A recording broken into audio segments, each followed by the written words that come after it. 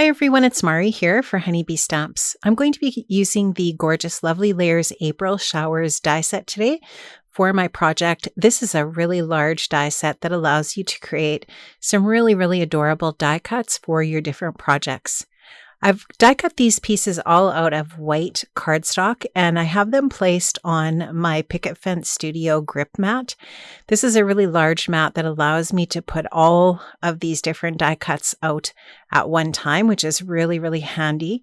And I'm going to just go in with a variety of distress oxides and add some ink to all of these different pieces. And so this is a really simple process. If you don't want to die cut out of different colors of cardstock, this is probably one of the easiest ways to colorize your different pieces without having to shift to a variety of different colors of paper.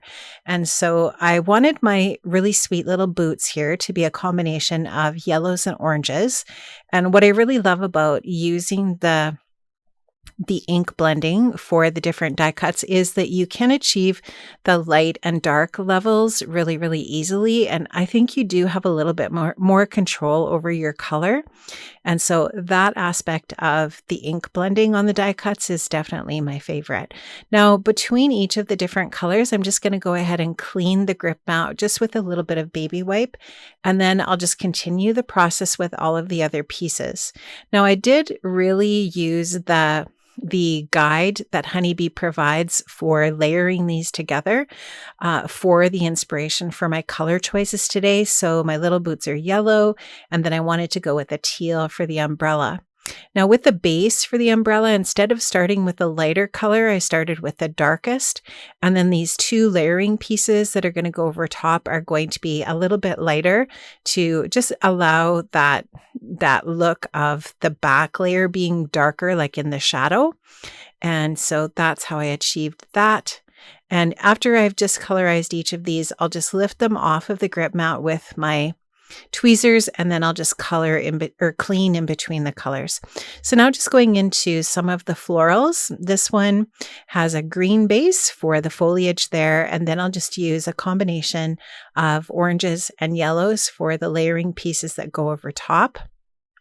And you can just see that I'm just switching up my brushes in between colors, but I do just have a brush dedicated basically to each different color of the rainbow. So I don't obviously have a brush for every different Distress Oxide color because that would be a lot. I think is there almost 80 distress colors? I think something like that. But I am using oxides for all of these, and I just do find that they blend beautifully. And I really love using them, the Distress Oxide inks, for this type of process. And so now I'm just working on the next little bloom here. I think this one's more like a tulip. So the bottom layer is more of a deep corally pink. And then I'm just going with lighter colors for the top layers. And then the sweet little pansy here, you can just see I'm going to use some really dark and then light purple to add the two main layers for that one. And then there's two other tiny little pieces that work on top of the pansy as well, which I'll use a little bit of yellow and orange for those little bits.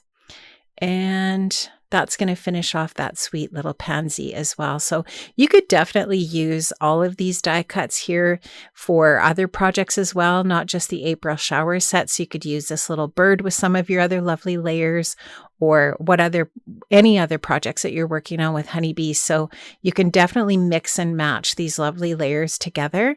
And I love that about the Lovely Layers dies. I think they're so versatile. And I'm just going to use a little bit of that peacock feathers again for the handle of the umbrella, and then some black soot for the actual rest of the handle and the pole. And then I just have a few little leafery pieces here, and I'm not going to use all of these on this project. I'm only just going to use those two smaller leaves for my project here today, but I will just go ahead and color those because I do have them die cut, and I will just save those for another project. So now I'm ready to start to glue my layers together, and I love that Honeybee has little etched and embossed lines in the die cut so that you can see where they fit together. It makes it really easy. And then of course they always have a layering guide that comes with your die set that helps you layer things together. So the umbrella, what I do here is I'm going to put the handle piece or layer on top of that, the handle, and then I'll go ahead and add this piece here onto the base so that we do have that black sticking out the top there for the black part of that handle, and then this piece will layer over top. And of course, you can use your dimensional adhesive if you want. You don't have to use liquid adhesive if you want there to be a little bit more depth and dimension. You can definitely add your layers with some thin foam adhesive. I did not do that for this project, but you can just see that there, you can still definitely see the layers, the way that the dies are designed without using any dimensional adhesive. And then I'm just going to put this sweet little pansy together. I love this little pansy. I think it's absolutely adorable. Pansies, I think, are my favorite. Well, pansies and peonies are both my favorites. So I really, really love this little guy. And then this little bloom goes together super, super quickly. Now, once you get your lovely layers together, you could actually go back and add a little bit more ink blending if you wanted to add a little more shading and detail. If you didn't do that when you were ink blending, totally up to you. I did not do that for this particular project just because I thought everything looked really cute and whimsical the way that they are. The way that they came together, but you could definitely, do that, add some more details once you have your pieces put together. And with the smaller detail blending brushes, you can definitely achieve that for sure. Now this little bloom, you go ahead and put this little throat piece in first before the top layer. And there are embossed lines on that bloom that help you put that into just the right spot. And then this sweet little bird goes together super easy as well. Now there isn't, at least I didn't think there was, and I could be wrong, but I didn't think there was a die cut for the little eye for the bird. And so I will show you how I got the eye piece in there. I just added a little bit of black gel pen and white gel pen. And I think my camera is not going to focus very well here. I apologize for that, but there is a little embossed line to show you where the eye goes. And that was really easy to do. Now I'm using my decal edge trimmer to trim out my card front. So I'm just going to trim it slightly smaller than A2 size card base. So I'm trimming this to 5 by 4 or 5 1/4 by 4. And here you can just see I'm just using the various different patterns on my decal edge trimmer to create that edging. And that just adds a little bit of interest to my card front. Now I'm going to spritz it with a little bit of water, and now I'm just going to do a little bit of brayering on the background. I was kind of trying to create a little more interest in my background for this project. So I'm just adding this tumbled glass with my brayer onto the damp background. Then I'm going to spritz it with some more water and add a little bit of stormy sky. I kind of wanted to create a little bit of a look of rain falling in the background. And so that was the method to my madness here. And you'll just see me just creating a really grungy, messy looking background. I really love the looks of that. So once that's almost dry, it's still a little bit damp, which is great for embossing. I'm going to put this into the Sandy's Garden embossing folder, which is a beautiful 3D folder. And you can see how pretty that is. And now I have adhered it to a black A2 card base. And I did add that onto my card base with some foam adhesive. So now I'm going to go ahead and add my little die cut pieces together. I'm adding lots of foam adhesive as I add these onto my project just because I wanted that dimension, but you may not want that if you're creating a card similar to this. I just like that look. And so I'm just going to hold the boots together with my foam adhesive and then add them onto my project.